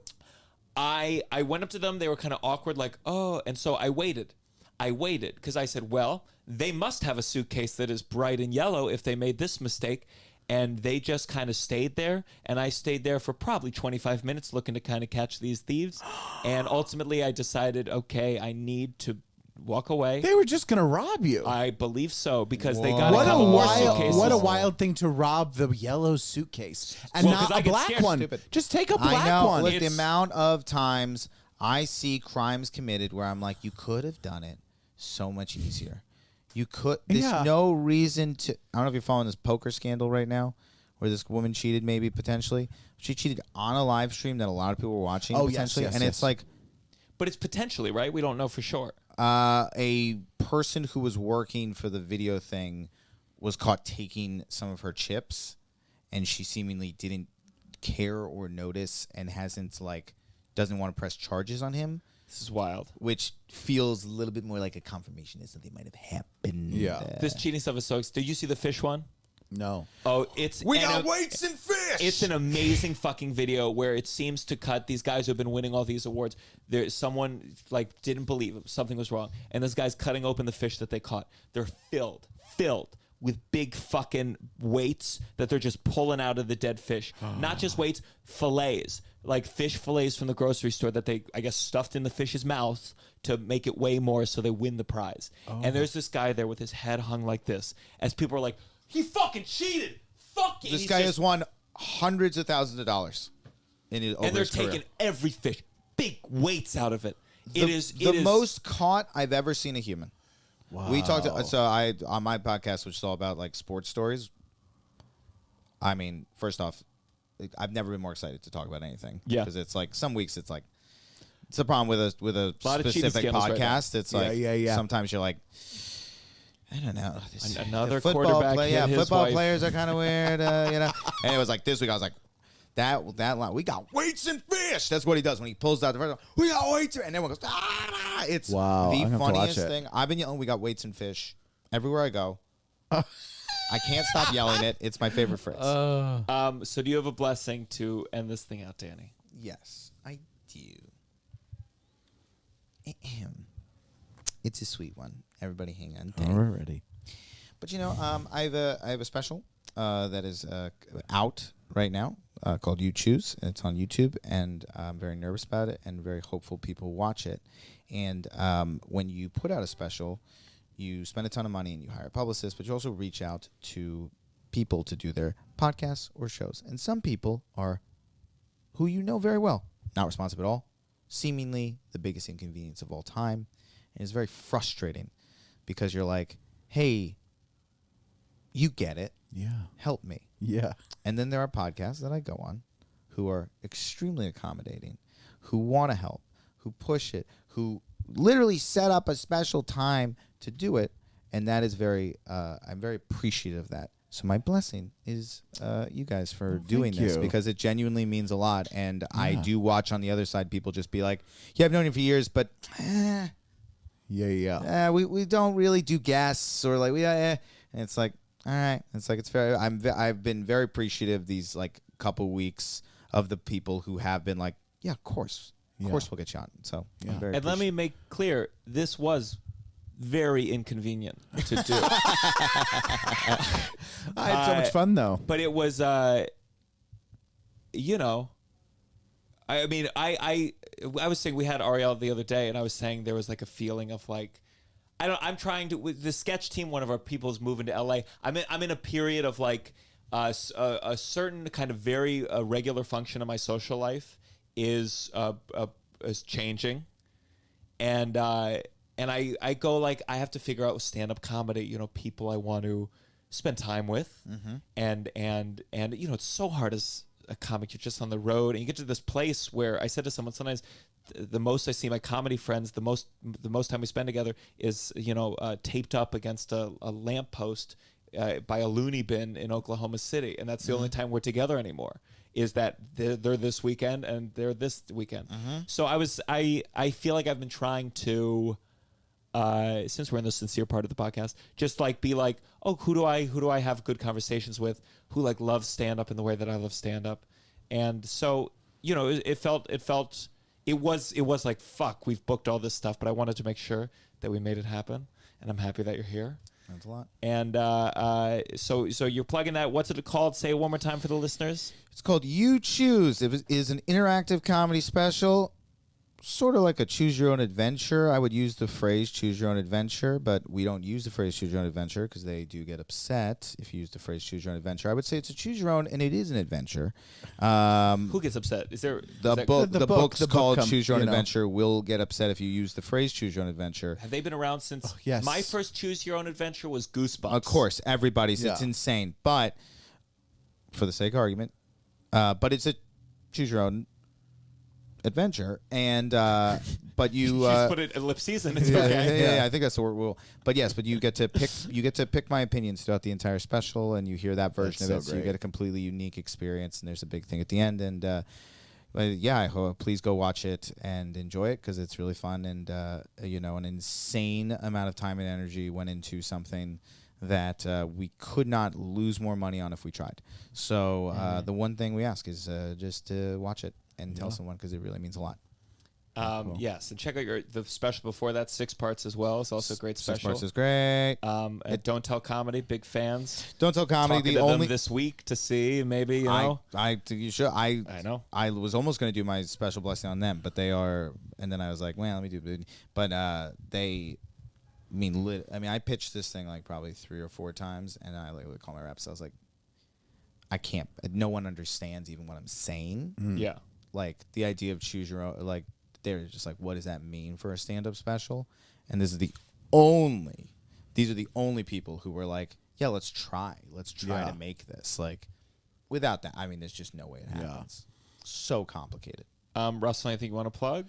Uncle Function, Asylum NYC for New York Comedy Fest on Sunday, November 13th. That's right. Yes. 13th. And earlier in the night, 6 p.m.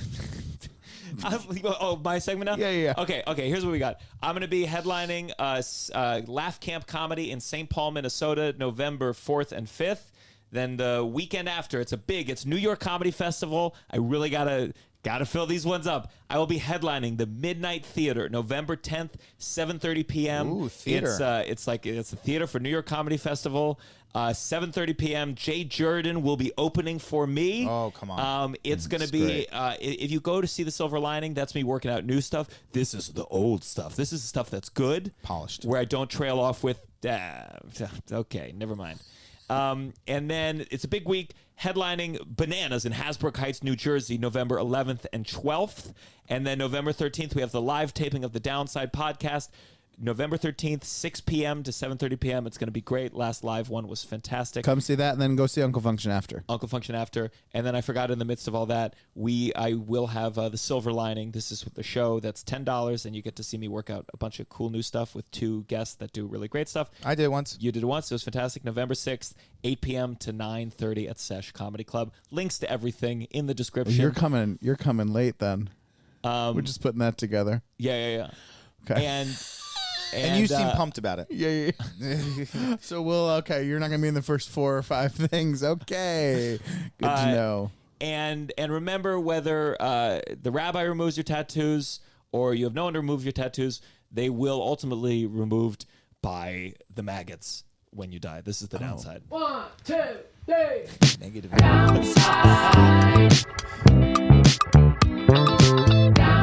You're listening to The Downside The Downside. with Gianmarco Soresi.